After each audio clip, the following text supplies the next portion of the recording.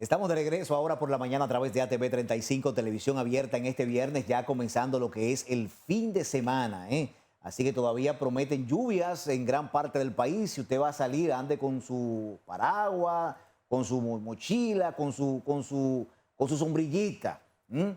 O con un cuaderno para ponérselo encima, ¿verdad? Para que no se moje, porque Una funda. realmente la lluvia va a continuar. Así que de verdad estamos súper agradecidos. Hoy estaremos hablando con un diseñador de interiores que ha estado con nosotros en otra ocasión, y siempre ha sido interesante conversar con él sobre estos temas de cómo los espacios pueden ser, se le puede sacar un mejor provecho, pero en este momento estaremos hablando simple y llanamente de interiorismo y finanzas.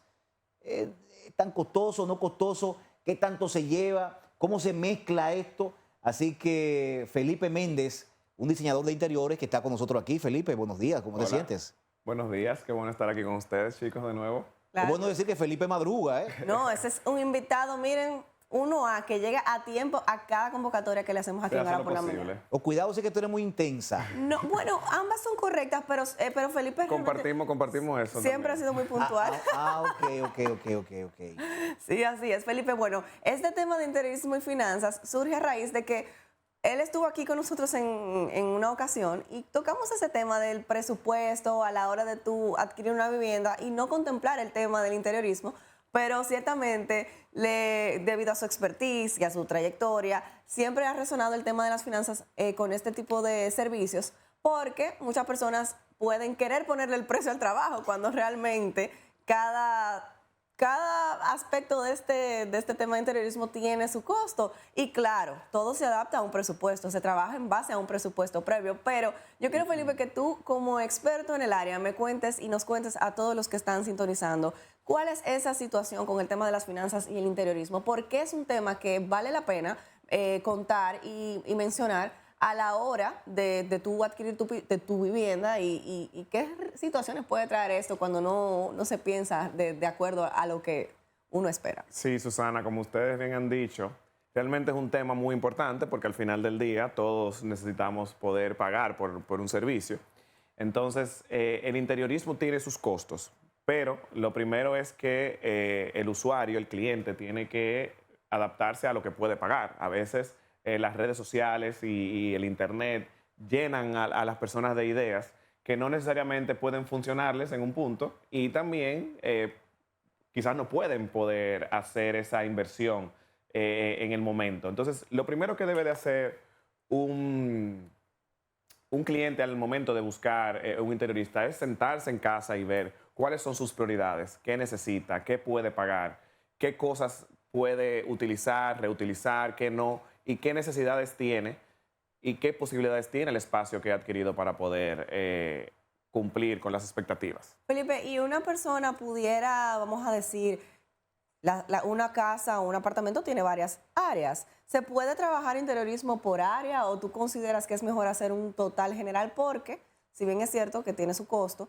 quizás algo más sensato pudiera ser trabajarlo por área, como mencionas, por prioridad.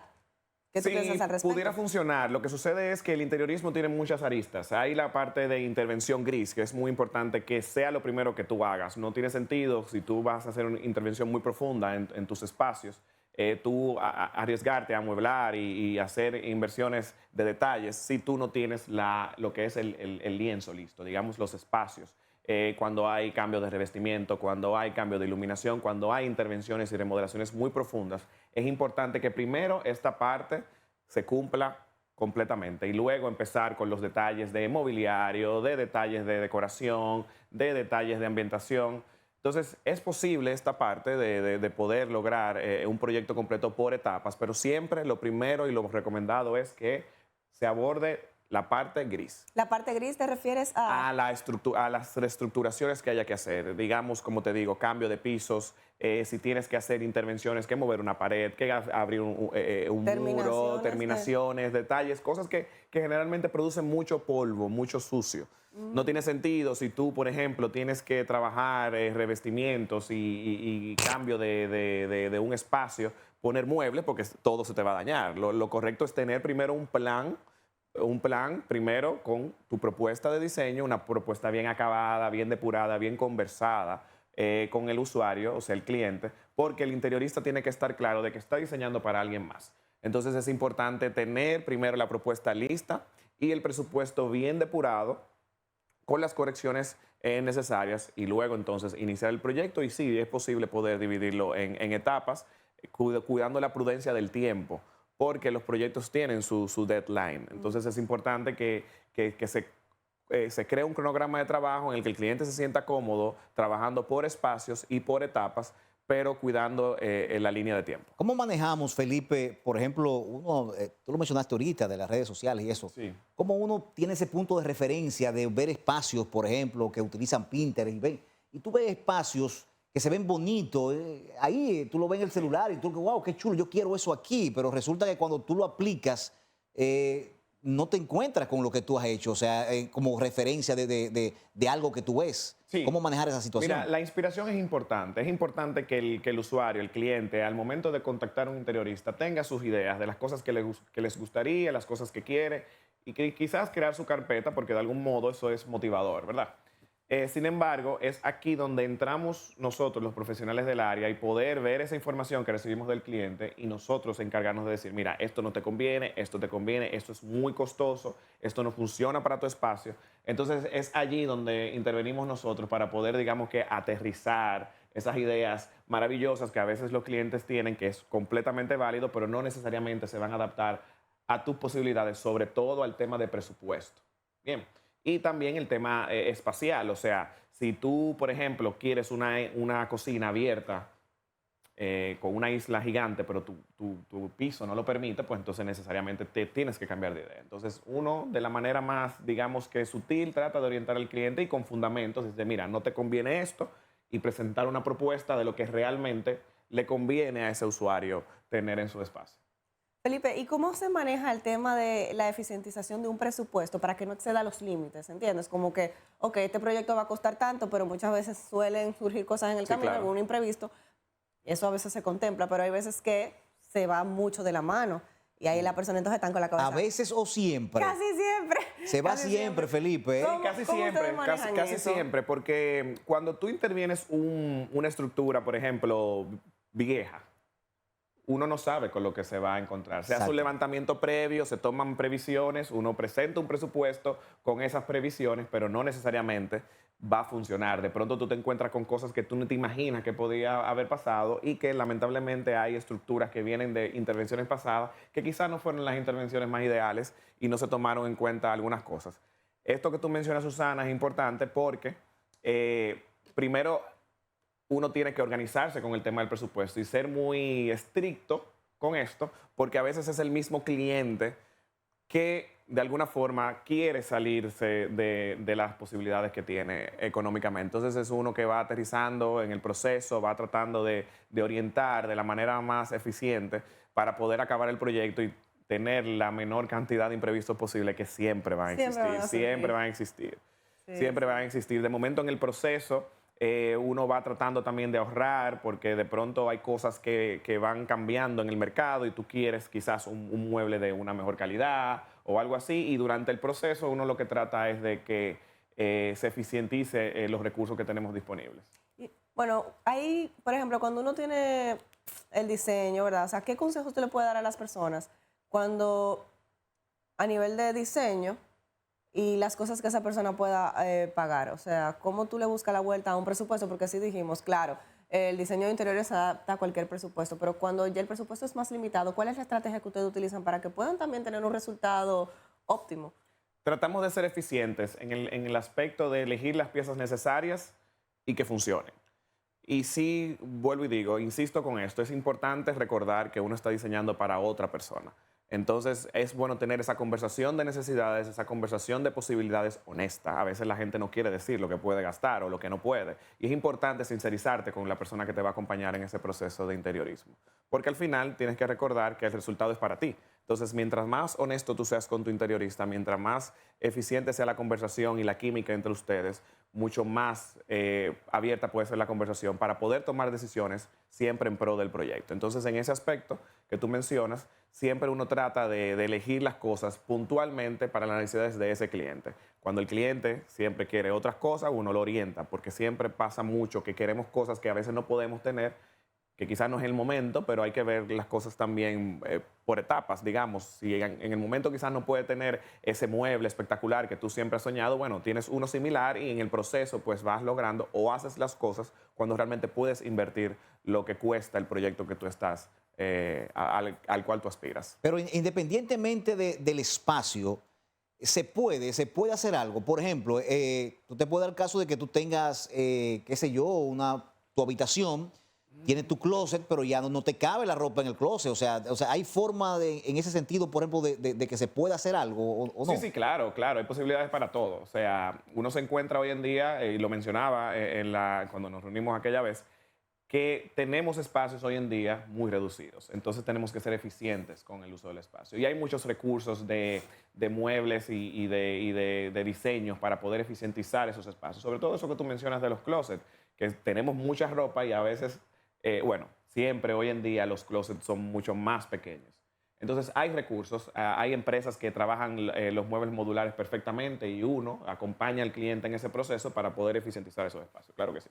Yo me imagino que cuando tú tienes tus reuniones y también los interioristas que nos estén sintonizando, que llegue la hora de tocar esa tecla de son tanto, ¿cómo tú trabajas la reacción de tu cliente cuando se encuentra quizás los montos muy exorbitantes? ¿Y cómo tú manejas eso? Porque realmente una cosa es lo que yo quiero, otra cosa es lo que yo puedo imaginarme que me va a costar y otra cosa es lo que cuando el interiorista me aterriza el presupuesto real de eso que yo realmente creo querer. Uno trata de manejarlo con la mayor sensibilidad posible.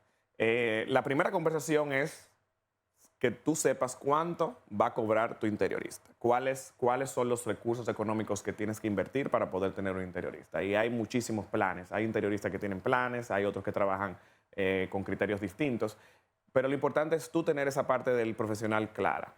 Luego de esto que tú aceptas, porque puedes hacer la inversión, pues ya, como te digo, la parte del dinero, del recurso que se va a invertir, hay que tener esa conversación. Incluso yo prefiero tenerla antes de preparar una propuesta.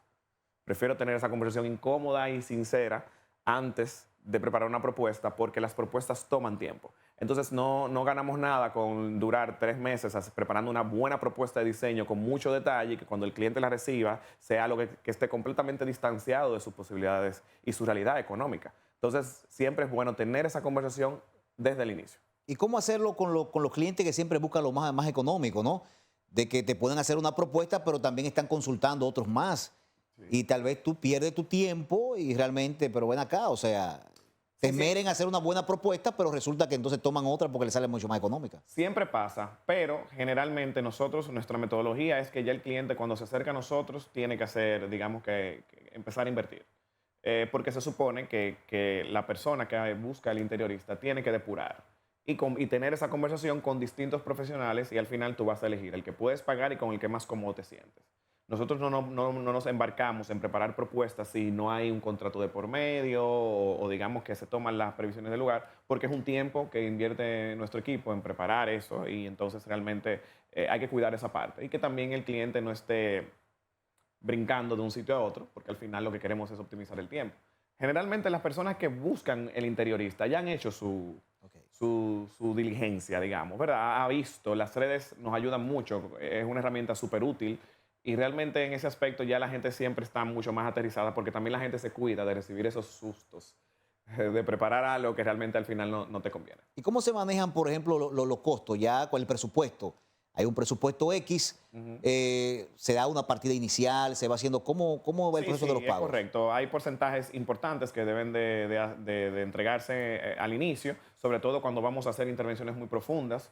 Hay unos porcentajes dependiendo del tipo de proyecto y dependiendo del rublo de la cotización, pues entonces ahí se hacen unos pagos importantes. Ya la parte de mobiliario y todo eso, pues se va dando durante el proceso y uno siempre también trata de colaborar con el cliente para que pueda hacer uso de tarjetas de crédito, a veces aprovechar ofertas, dependiendo de la temporada en la que coincide el proyecto. Hay proyectos que toman mucho tiempo en lo que es la planificación y haciendo las compras para el tema del amueblado, porque incluso hay clientes que les es mucho más fácil comprar mobiliario fuera del país y traerlo. Entonces se planifica, se crea toda una logística que cumpla dentro del tiempo que se estila para el proyecto, entonces ahí se puede aprovechar esas oportunidades también de descuento y todo eso que generalmente siempre tenemos. Y el tiempo más o menos, por ejemplo, ¿qué tiempo se hace un proceso en ese caso? Va a depender del proyecto. Nosotros, una buena propuesta, nos tomamos 60, 90 días, 120 días, dependiendo las dimensiones del proyecto y los alcances. Es el término medio, más o menos, la Sí, media. sí, porque en el caso de nosotros, y cada interiorista tiene su metodología, digamos, somos muy específicos, somos mucho del detalle. Nuestros proyectos son muy artesanales, por lo que toma tiempo crear cosas, sobre todo porque hacemos proyectos personalizados. Tratamos de salirnos de la línea de las cosas más convencionales, tratamos de salirnos de esos proyectos que se ven muy comerciales. Tratamos de alejar a la gente de eso y uno los orienta. Porque la idea es tener un resultado y que tu casa quizá no se parezca a la de todo el mundo, porque es importante que tu espacio tenga personalidad. Si no, no tendría sentido hacer esto. Entonces ya el tiempo de ejecución del proyecto va a depender también de las posibilidades del cliente, de la planificación y de las realidades del momento. Felipe, tú sabes que tenemos siempre lo que son las famosas tendencias. ¿Qué rol juegan las tendencias a la hora de tú recibir requerimientos de diseño? Sí. Y me río porque yo sé ya, como tú has mencionado en tu otra intervención y aquí en el día de hoy, que a veces uno quiere algo que no es funcional. Entonces, no toda la tendencia como la moda, no toda la moda te queda. Entonces, Sí. ¿cómo tú manejas eso cuando surgen? Yo me acuerdo cuando el Pampagrass, que todo el mundo tenía Pampagrass en su casa, que Sí. son esas ramas que son como Sí. largas y secas. Sí. Y todo el mundo tenía de eso, pero a veces no lucía con el espacio. ¿Cómo tú manejas el tema de las tendencias? Hay que tener una conversación muy persuasiva con el cliente, porque realmente, como les decía al inicio, las redes juegan un papel fundamental hoy en día en todo. Es increíble cómo nos llega todo. Entonces, uno trata de alejar a la gente de esas famosas tendencias, porque creemos y apostamos a los espacios que sean atemporales. Porque al momento de tú hacer una intervención que te va a costar sacrificio, te va a costar una inversión de recursos importantes, es importante que esa inversión que tú hagas pueda ser perecedera durante el tiempo, que O sea, se que permanezca durante el tiempo, Que cuando dices atemporal, puede ser sinónimo de neutro, de cosas. que no tenga nada que ver con tendencias, porque las tendencias pasan.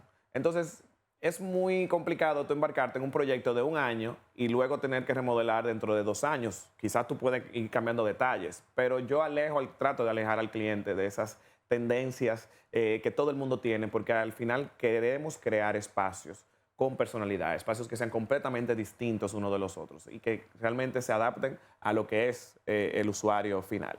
Entonces, esa conversación hay que tenerla, es una conversación a veces incómoda, pero hay que lograr que la gente entienda que los proyectos de interiorismo son para toda la vida. Probablemente ese proyecto soñado de tu casa, de tu espacio para vivir, tiene que ser un proyecto que permanezca durante el tiempo, durante los años, y que realmente la inversión que vayas a hacer valga la pena. Creo que esa pregunta que hizo Susana es muy importante y lo que tú has dicho, la interioridad no tiene que ver para toda la vida, porque Sí. cuando tú manejas algo por tendencia, las tendencias pasan de moda rápidamente. Tú Claro. haces una inversión significativa para tener un buen espacio, pero resulta que tú lo acomodas a lo que está en tendencia en el momento. Ya al año o a los 6 o 8 meses ya pasa esa tendencia. O sea que es un punto Claro. importante. Sí. Nosotros tratamos de que sea así, de que sean proyectos que permanezcan en el tiempo, porque realmente ese es el objetivo, hacer cosas que de verdad valgan la pena, cosas de calidad, porque realmente las tendencias suelen ser un arma de doble filo, la verdad.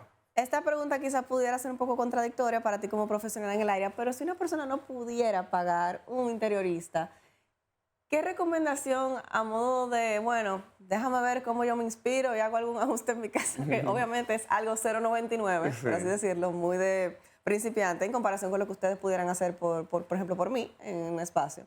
Pero, ¿qué recomendación de inspiración tú le pudieras dar a una persona que está en casa y quisiera hacer algún ajuste en su vivienda y decirle, mira, inspírate, primero hazte un mural con lo que tú quieres, haz una lista, o sea, ¿qué tú le pudieras decir como para hacer unos pininos en interiorismo autosuficiente? Autodidactas. Autodidacta. Mira, realmente te diré, o sea, seré muy honesto, todo el mundo puede pagar un interiorista.